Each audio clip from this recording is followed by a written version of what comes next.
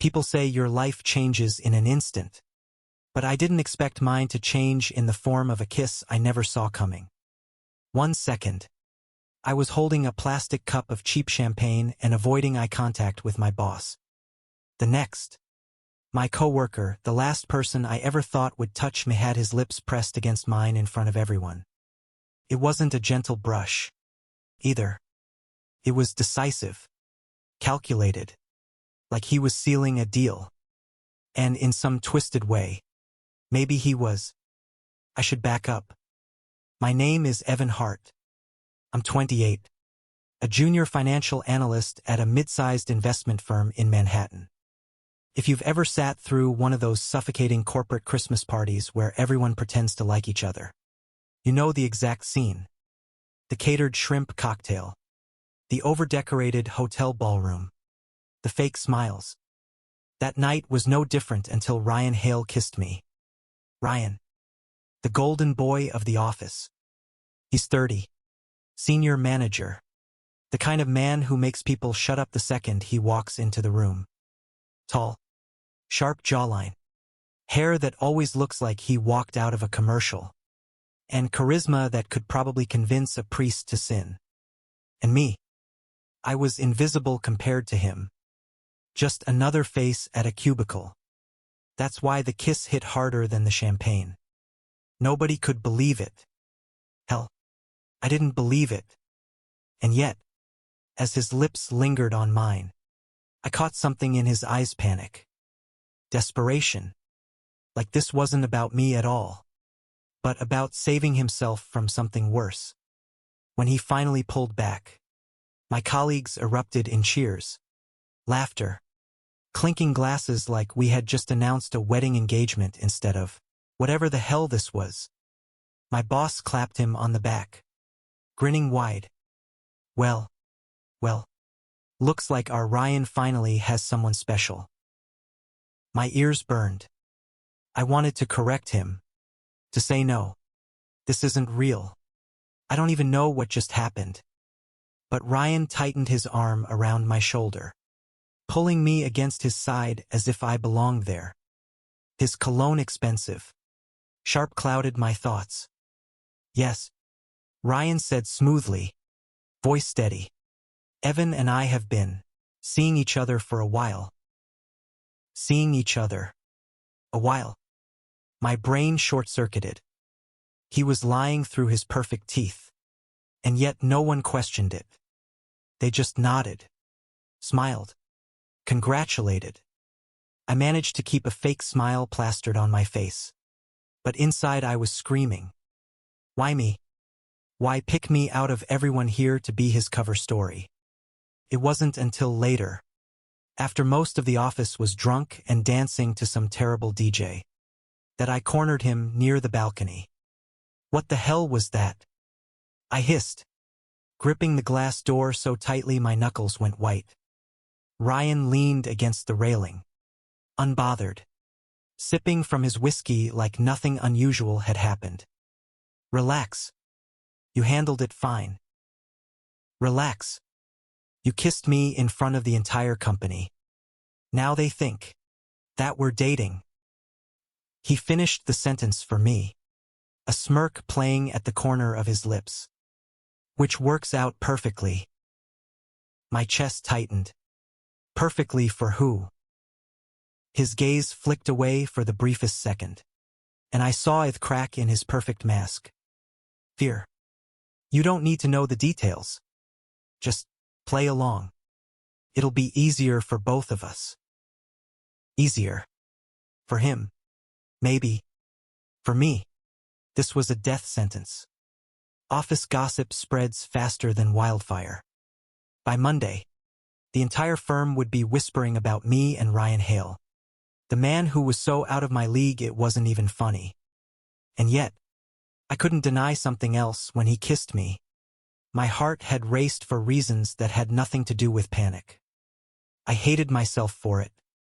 The night ended with him sliding into a black car and disappearing into the city lights, leaving me standing there with more questions than answers. Monday came like a storm. I stepped into the office, bracing myself, And sure enough, every pair of eyes turned toward me.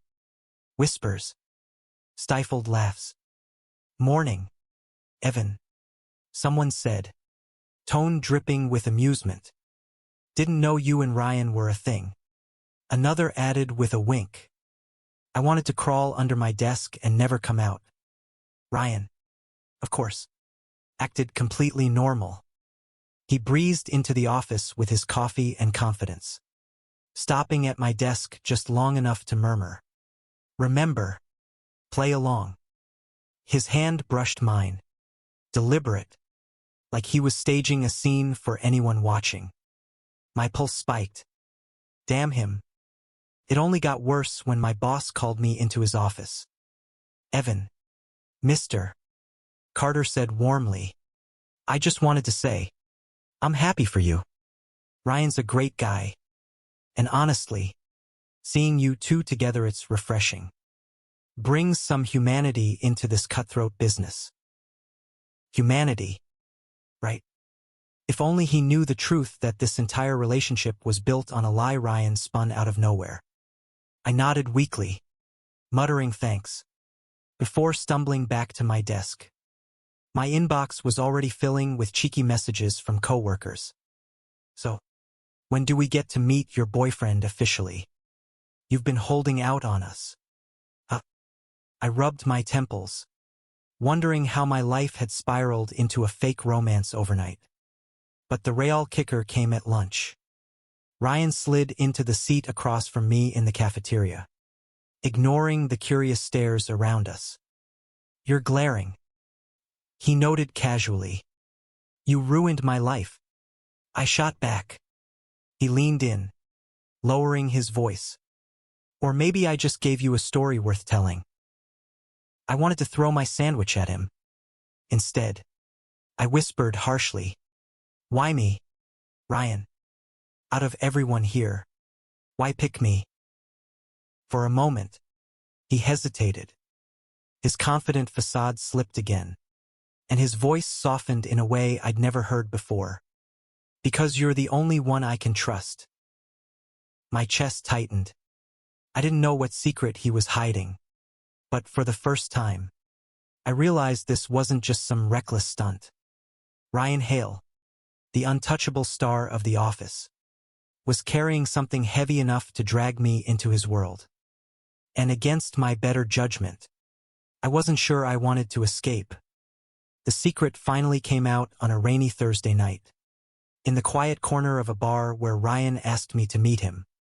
I'd spent the whole week living in a strange limbo, half pretending, half feeling too much.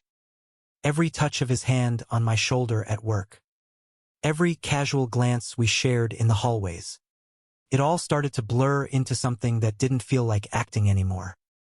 But I was still angry, still confused. When I walked in, Ryan was already there, hunched over a glass of bourbon, the weight of the world in his shoulders. For once, he didn't look like the man who had everything under control. He looked tired. "Human. Evan," he said softly, his voice rougher than usual. "Thanks for coming."